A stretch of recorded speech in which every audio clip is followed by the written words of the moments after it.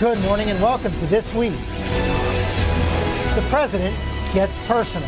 Trayvon Martin could have been me. On crime, prejudice, justice, and community. I think it's going to be important for all of us to do some soul searching. This morning, a special conversation right here on race in America and Motown down. The city is basically broke. After Detroit goes bankrupt, can the Motor City move from crisis to comeback? Plus, it's never too early. Today is the first time I've been to Iowa. This Tea Party Texan, a freshman senator, sure looks like he's running for president already. Let's stand up, stand for principle, stand for the Constitution. We're on the trail in Iowa with Ted Cruz. All that in the Powerhouse Roundtable this Sunday morning. From ABC News, This Week with George Stephanopoulos starts now.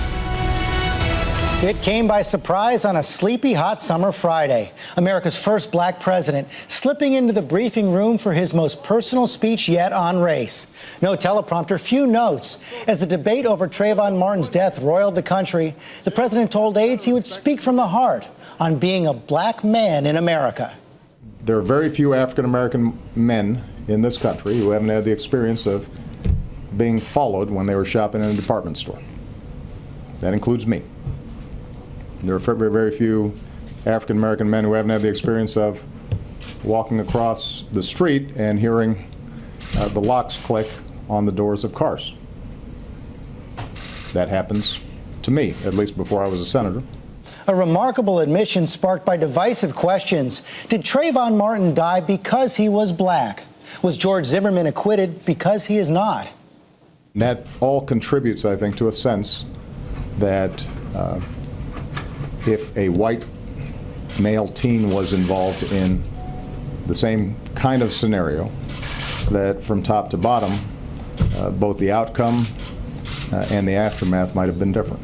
I just ask people to consider, if Trayvon Martin was of age and armed, could he have stood his ground on that sidewalk? The president then reflected on what all of us can do to bridge our differences, closing with a father's pride. When I talk to Malia and Sasha, and I listen to their friends, they're better than we are. And a president's hope. You know, we're becoming a more perfect union. Not a perfect union, but a more perfect union. In our program today, we'll continue the conversation the president sparked on Friday. And we begin with this week's headline from what's been called America's most racially polarized city. Detroit declared bankruptcy Thursday, the largest American city ever to do so. And we're joined now by the mayor of Detroit, Dave Bing. And Mayor Bing, I know you resisted this bankruptcy option, but are you convinced now that it's going to bring a new start to the people of Detroit? Well, I'm surely hoping that this will be a new start. Detroiters are a very, very resilient people.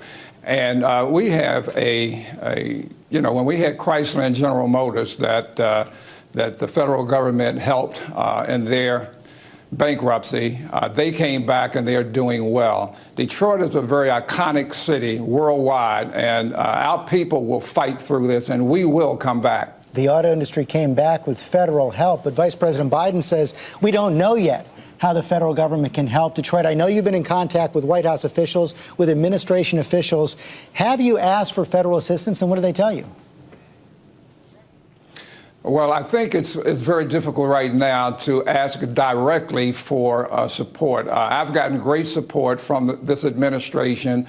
I've got great support from a lot of the different departments within the administration. They've been helpful. But now that we've done our bankruptcy filing, I think we've got to take a step back and see what's next. There's a lot of conversation, a lot of planning, a lot of negotiations that will go into fixing our city. So no federal bailout?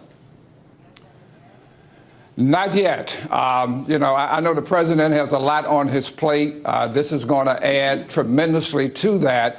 And I want to say we're not the only city that's going to struggle through what we're going through. There are over 100 major urban cities that are having the same problems that we're having. We may be one of the first, we are the largest, but we absolutely will not be the last. And so we've got to set a benchmark in terms how to fix our cities and come back from this tragedy. And I know you have to help yourselves first, but Stephen Ratner, who ran the federal bailout, the auto bailout for President Obama, wrote in the New York Times yesterday, he said that that the president should go through every federal program and find out what can be done for the people of Detroit. He thinks it's justified. Isn't there anything the federal government can do? Well, I do think, once again, that I've had some conversation already. I'll be more specific in the days and weeks ahead. I'm not sure exactly what to ask for. I mean, money is going to help, no doubt about that, but how much? I mean, there are a lot of things. We have to have an organized plan so we know that whatever we get is going to be invested where we can maximize the return on the investment and give the people the kind of services that they need, give them the idea that they can live in this city and be safe, they can work in this city, they can educate their kids in this city. That's what this American iconic city is all about. And I think that we will once again be foremost in what's happening in our city in terms of coming back. As you know, a judge has now stepped in, a county judge has stepped in and said that this filing bankruptcy violates the Michigan Constitution. Do you agree with that? Are there any other alternatives out there? Well, I'm not a lawyer, and I'm glad I'm not at this point in time, but I am hearing that the federal Constitution will trump the state Constitution. So I do believe that, but whatever happens, we can't allow lawyers to dictate what's going to happen in our city in its comeback. We've got to throw away a lot of the bickering and fighting amongst us and do what's best to bring cities like Detroit back. And we know that's going to be a difficult process going forward. And it comes against the backdrop. We saw the president's comments on race on Friday. Over the last 50 years, Detroit has gone from more than 80% white to more than 80% black city. And Keith Richburg, an African-American reporter for the Washington Post, points out that Detroit is one of the most racially polarized cities in America. And he adds this. He says, older Detroiters are correct that the city was surrounded by a ring of often hostile white suburbs in a largely conservative state that had little time for a poor, destitute, Democratic, and black city.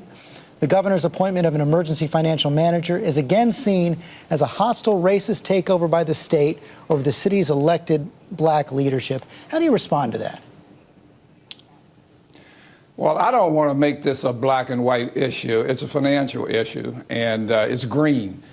We've got to get some funding that's necessary to help us fix our problem right now. I don't want to stir the pot and bring up all kinds of historically racial issues. We've got to get beyond that. The polarization between our city and our suburbs is something that's been going on for the last 60 years. We've got to change it. Once again, if Detroit fails, doesn't make it, then all of these surrounding suburbs are going to feel the brunt of it also. So it behooves us to see how we can work together to make this entire southeastern region livable for all of us. What does a new Detroit look like after bankruptcy? Well, I think what's happening now is our downtown is really hot. It's coming back. Our midtown is really hot, and it's on its way back. Our biggest problem is in our neighborhoods where most of our people are living. We've got to make sure that those people understand that we care about them, that we're going to reinvest in our neighborhoods and give them the things that they need. The services have been horrendous for a long time because of the lack of resources, and I mean money and in some cases leadership from a people and personnel standpoint. But I think our city is going to come back. It's not going to happen overnight, and we got to be very strategic in whatever we do, that we can't fix it all overnight. People need to understand that. We've got to better communicate that to people and let them know that the cavalry is coming. Nobody is going to deny them their rights. And it's a tough situation, but once again, Detroit is resilient. We will come through this. And we are all rooting for you. Mayor Bing, thanks very much. Thank you so much, George.